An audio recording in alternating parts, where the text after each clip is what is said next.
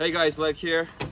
4th of July, came to my buddy Roman's to do a sauna day, and my car's thermostat blew up 5 minutes from here. So we drove with the car being overheated basically.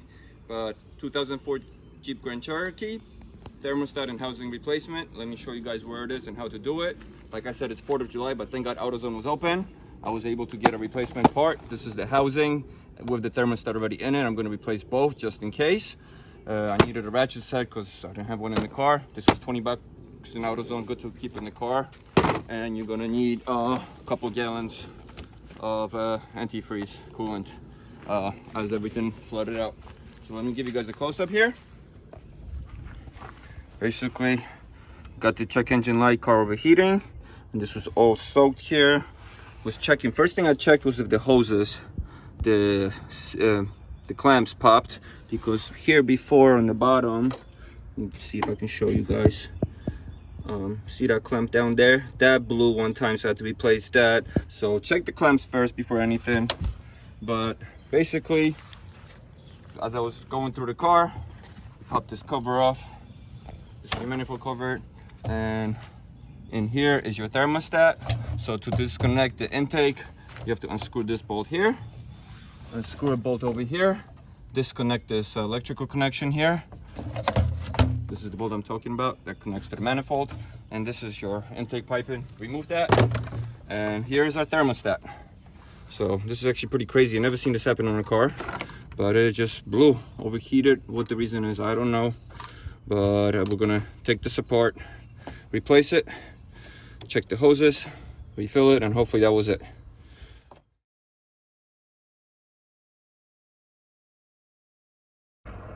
So if you're picking your part up online or AutoZone, if you're going with this brand, this is the part number, and this is what it looks like when it's in one piece. And this is housing with the thermostat, as you see in here. So if you're replacing both, that's what you want. But if you're gonna keep the old thermostat, which I don't recommend honestly if you're already doing all this, then you want just the housing alone. But get a Mopar brand if you have time to do this. This is an emergency in my case, so gotta do it now. So first, we want to unclip our upper radiator hose. You're gonna need a set of pliers. You need to squeeze this together if you have this type, and just pull it off. Save all that for later.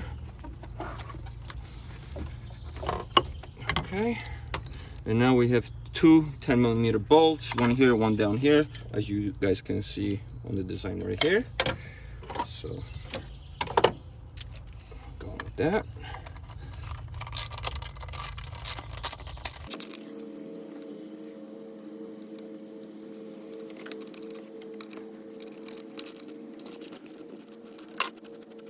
I don't need that piece.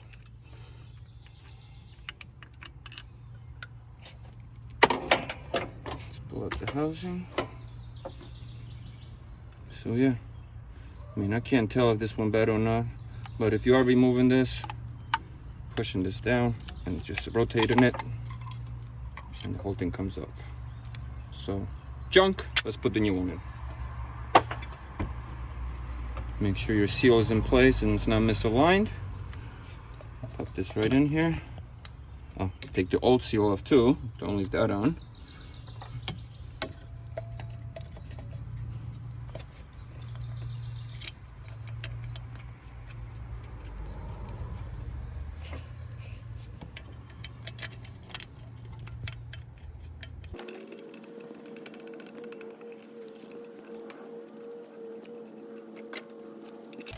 I don't have the torque specs for you guys, but just give it a good tighten. It wasn't super tight on there to begin with. This is plastic housing, so you don't want to over tighten it.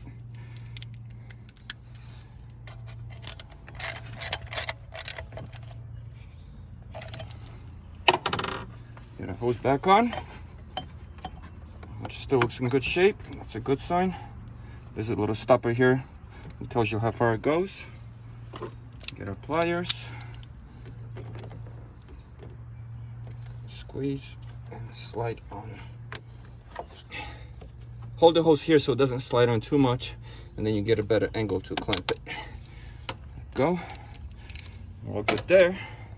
So that's all done. Now we're just gonna refill our coolant, and You want to burp the system too. I have a separate video explaining that, so check a link below. But we're almost there, guys. All right, so Alex is helping me here. He's gonna fill up the coolant right now. You want to push the radiator cap down and counterclockwise unscrew it. Push it like with your palm. Yeah, there you go. And now it should be loose. There you go. We got our improvised funnel. Oops. What does this look like, Alex? Gatorade. Yeah, oil was apple juice. Here we got Gatorade. So right now we're filling up our radiator. The car takes 10 point something quarts, so you need at least the 2 gallons. Go slow because this is not made for it. It's gonna leak on the sides. But we'll pour both in there, what we can fit for now. I'm gonna burp the best we can in this situation, and hopefully it's all good.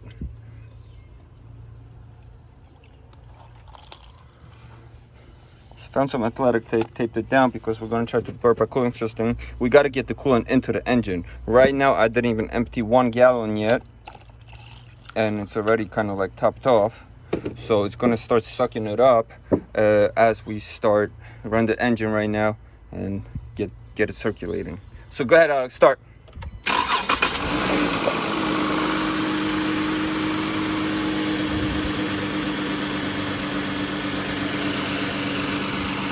Engine not running yet. Once the thermostat kicks in, the fan should go on as well. So we're gonna let it run so it starts kicking in, and then we're gonna start squeezing these hoses to get all the air out so we can burp the system. And when you do that, you're gonna see bubbles, and you want to keep doing this till the bubbles are gone. Upper hose and the bottom hose. You don't want any air pockets in there. See all these bubbles? We don't want any air bubbles coming out. We want just water. It's sucking it all up right now. So I have a full video how to burp your cooling system with the actual kit, but we're on the road right now, so I don't have that, so we're improvising. So I'm almost done pouring the 2nd gallon in here now. It's sucking it up very nice.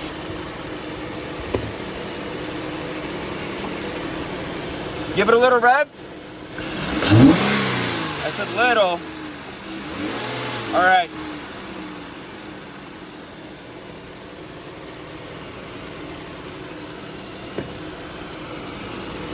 Gotta get all these air bubbles out, and the way you do this, all right, I guess not yet.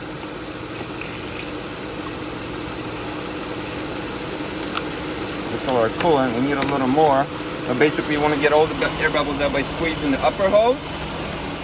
So I had to go get some water because we ran out of the coolant. Like I said, you need a little more than 2 gallons for this car. But basically, we just want to keep getting these air bubbles out. And by you doing this by squeezing the upper radiator hose to get any air pockets out. That's what burping your cooling system means. Now I'm going to squeeze the bottom hose, get any air bubbles out. And we keep doing this so most of the air bubbles are out, and then you should be good. When you get home or wherever, get the actual kit, you know, and do it better. But hopefully this is helpful for you guys. Thanks for watching. Check out my other videos related to cooling systems and so on. Appreciate you. Please subscribe, follow. Any questions, let me know below. Another thing I mentioned, you don't have to keep filling this out because you know when it's full, when this thing fills up, so it actually overflows. So it's going to overflow. It has an overflow valve, so that's fine. But besides that, we're all good. We can close up shop, turn up the car, and be done with it. All right, so we burped the cooling system, and I did a quick separate video on that to show you guys how to do the full process. But basically, close back up your radiator, everything's good and functioning. We ran the car and tested it for about 10-15 minutes. Now we can put back our intake, and as I mentioned earlier, it's only 2 screws, the one here and the one here, and there's a little tab here. You got to drop it onto this so we don't damage the new thermostat, and then this will snap in here to the manifold. Don't put the tab in until you snap this piece in. Now we put that tab in here. Okay, clip this on. There's a little holder here. Clip this on so this is not loose. Slides right on, that's it. You can clap this cable back on here. I'm gonna have to replace this piece. you know, we're good. And then just tighten the bolt, snap the electronics back on here. And then gotta tighten this one up.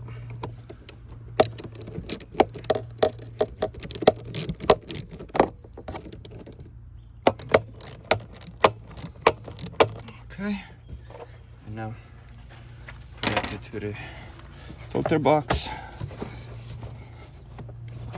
So I'm going to show you guys how to install aftermarket K&N system. I have one sitting in the garage. I've just got to put it on.